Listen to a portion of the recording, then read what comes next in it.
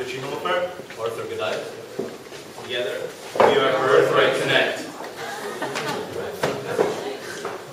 The Birthright problem, I'm sure you guys are familiar with already, is approximately $150 million spent on a yearly basis between 40 to 50,000 people being sent on these Birthright trips every single year. However, as you've heard several times tonight, only 4% of these participants ever partake in the event after Birthright. I personally was on Birthright this past summer, and I can attest that I haven't been to even one event after my Birthright experience. And so, we can look at the reasons why this is the case.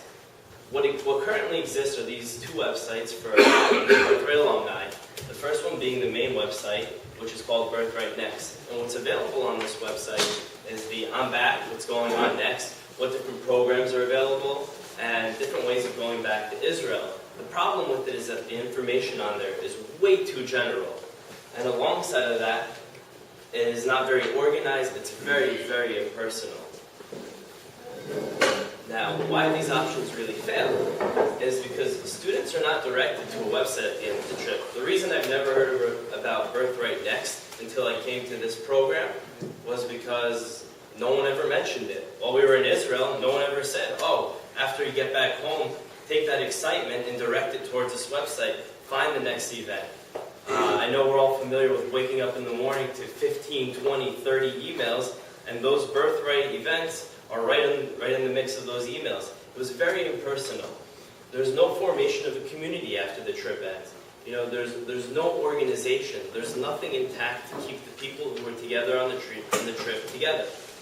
And the link between the Jewish life and the trip and the Jewish life at home is just not really there.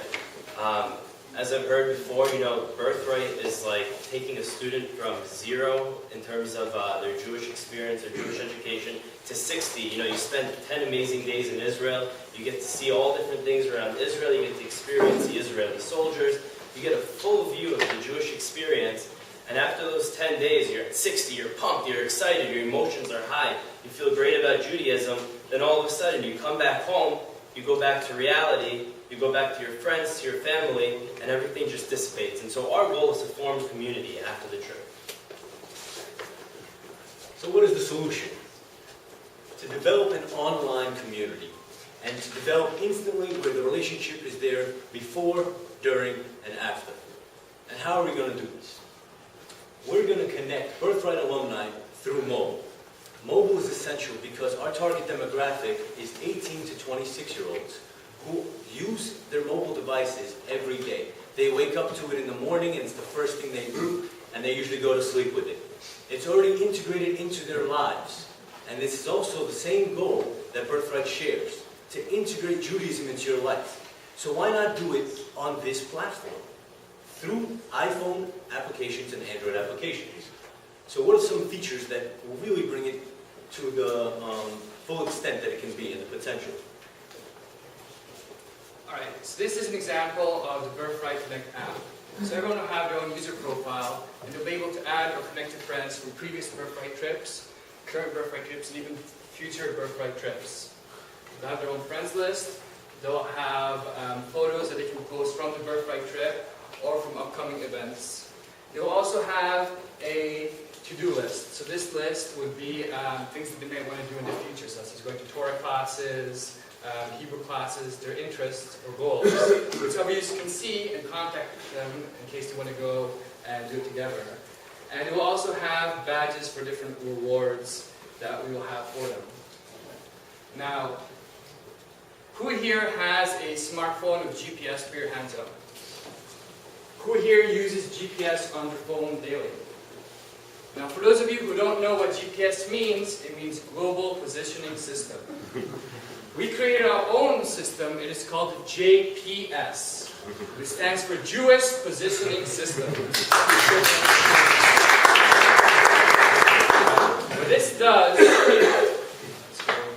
What it does is you log into the app, and it will show you where you're located, what events are nearby, and what Birthright alumni members are nearby you also. So for example, you want to go to a certain event, to a Torah class, you can see which Torah classes are nearby your area. and you can find out more information about it. You can also be walking down the street and you can see that a girl from your alumni class, maybe Ruhama, is a block away. So you can send her a message and you can invite Ruhama for coffee. Remember, Birthright is about stopping assimilation. Birthright, you go on the trip, you ask Ruhama out for coffee, which is Birthright Connect, and hopefully you'll marry and have children, which I call giving birth soon.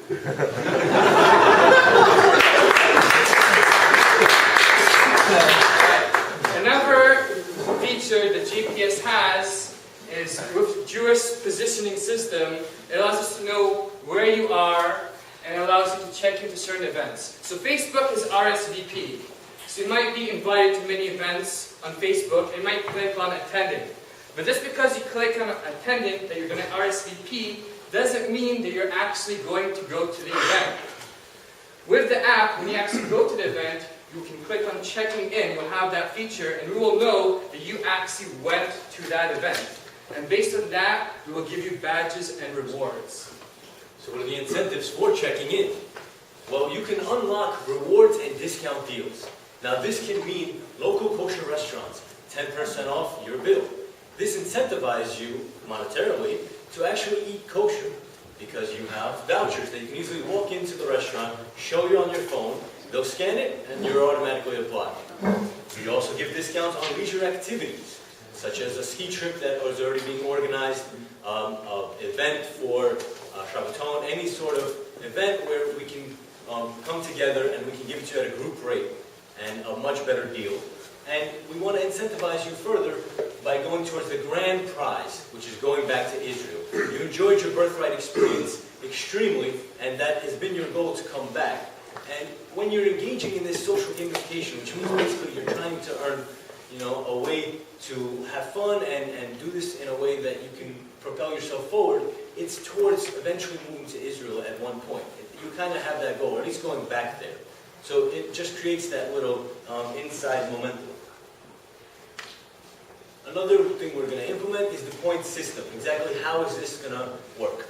So we're going to unlock future rewards, a point for each Hebrew class, 5 points for going to Shabbat service, 10 points for attending a weekend Shabbaton. Keep it really simple and just earn points and have fun doing it. The beauty of a web technology is its measurable impact. You can RSVP, but it doesn't tell you if you're actually going. With the check-in, we can actually tell you how many events you really went to. We can tell you the frequency, the growth rate as to how many people are going and doing this. We can tell you the user demographics through their profiles and through Facebook integration, and we can tell you which popular content, such as which deals really work, which programs are running, which rabbi has the best Shabbatons, and this most popular content. So we can tailor, custom, and pivot for the future. What we're going to integrate with? We're going to integrate with JDate. A small link in the profile of the individual will just bring you to their JDate profile, and it allows you to facilitate that goal of finding your other half much easier. H.com already features amazing content, such as 10 ways to better improve your relationship using Judaism. 10 ways that coworkers can be better handled using these Judaic principles. Just reintegrating Judaism that H does so well with these very intriguing, articles that are catchy, and we're going to feature those right into events that are similar. So if there's a seminar or a lecture by a rabbi on relationships, we'll feature a few of those articles. So just viewing the event can get you into Judaism beforehand. And also Facebook and Twitter.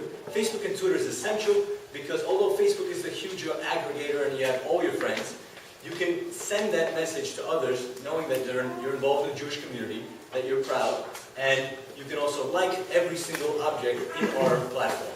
So like an event, like a deal, like anything you say. And Twitter because you can actually follow a rabbi, a Jewish leader, or even any friend in particular. So you can see their latest Shabbaton, see based on just them. So it's customized. Now, how are we going to market this? So, if you don't already know, currently Birthright set up in this way. You have the Birthright organization as a whole, which appoint Medrichim, which are trip leaders, and then you have the participants.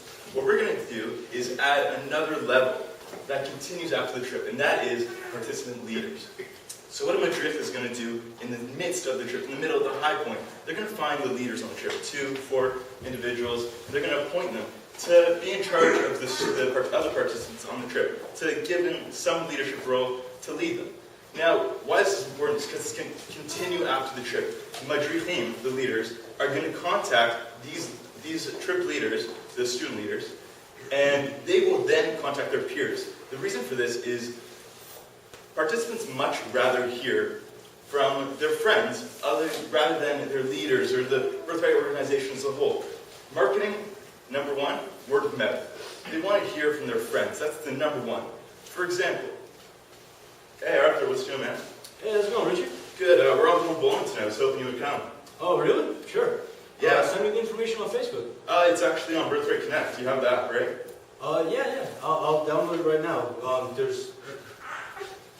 check it out. Yeah. Yeah. There's also some pretty good discounts if you check in tonight.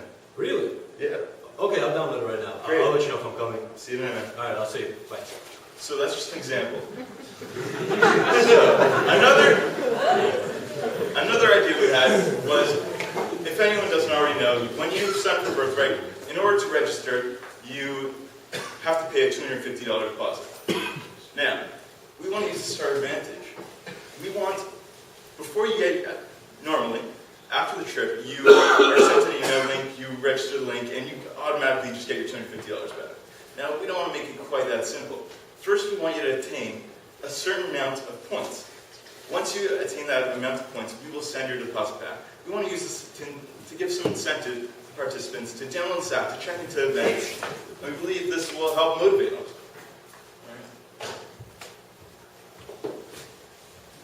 So the project cost is broken down to 4 parts. So first of all, the app development is $25,000. We picked that amount, which is a bit conservative for an app because it's a little complex, and we obviously want a very good base to start with. Now the maintenance is $10,000, which is standard per year, and the account executives are basically people that go into stores in different areas and get stores to sign up with our website to work with us for a kind of percentages off and things like that, which gives us a mutual agreement with them. Now the promotions is obviously the part that gets people to stick with our website, to trip to Israel, and different prizes that can incentivize people to stay with us. So the first year is a total of $100,000. That year grows to the second year of $105 and $130. The way this works is the only thing that increases is the $30,000 of the promotional amount for 40,000 students for every $30,000. So every time a new year comes and a new 40,000 students enter, another $30,000 is added to this project. Now the kicker here is that although the cost of the project keeps increasing year over year on a decreasing rate, the price per student actually decreases on a decreasing rate at the same time. So the deal that you're paying per student actually gets better and better each year. We can kind of find another website, another application that is similar to ours. It's called Foursquare. Now, a short time after their inception, they averaged that 30% of their participants who were part of their website logged in daily. Now, with those numbers kind of accustomed to us, we have around 12,000 students logged in daily out of the 40,000 each day in the first year. So to sum up, we are a mobile application that is enhancing the lives of our Birthright alum using Judaic teachings, integrating it into your lives. So it's not a separate experience. It's not something you do once a weekend. You're not in Israel one time. It's part of your life. It's a synthesis. Engaging users into the Jewish community through a social gamification platform, showing Judaism can be fun and relevant, and incentivizing users with prize, discounts, and leadership titles by giving them responsibilities and by also incentivizing them with deals and all sorts of things that they can benefit in their daily lives as well. Now, how are we going to do this in such a way that will bring everything together? We're going to do it with Birthright Connect app. So if you download it today and you will bring everyone together, then this can propel Birthright to retain their actual attendance and go for the future and do everything that they want to accomplish. Thank you.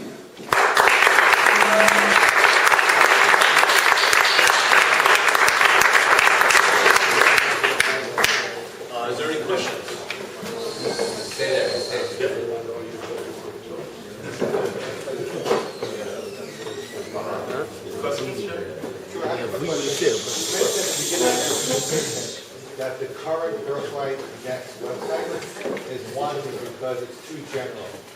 What do you mean by that? There's a plethora of information on there. You know, you go on there, it's a very unorganized. You click, you know, about the program or about events coming up. There's not too many events on there. And when you go back to Israel, it kind of just gives you some general information on how to go back and other programs that, you know, offer those types of things. But it's not something that engages users to stay connected with Birthright. As a technical individual, it took me over 4 clicks just to find out anything about Israel. So it's kind of nested in, it's just organized in a different way. And we believe mobile will actually add that benefit where, you know, it can go with you everywhere you go, which is the trend link. And also adds the community portion of it. Have you got a sense from the $8 million that they spent over 3 years, what was successful and what they felt were kind of attempts, but attempts to set down? Have you been given any of those? No, absolutely.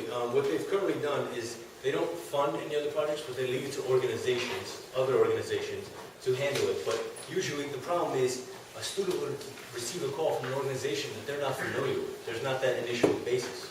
So with the marketing strategy that we have of a student leader, that it's a fellow, and it's someone that you can actually, you know, be close with. It's in your local area. You get a call from a friend, just like Richie called me. It's more personal. So I can actually engage with him and go to these events, and then later subscribe to a mentorship and see the value of your day, and then follow actual leaders and rabbis and that sort of thing.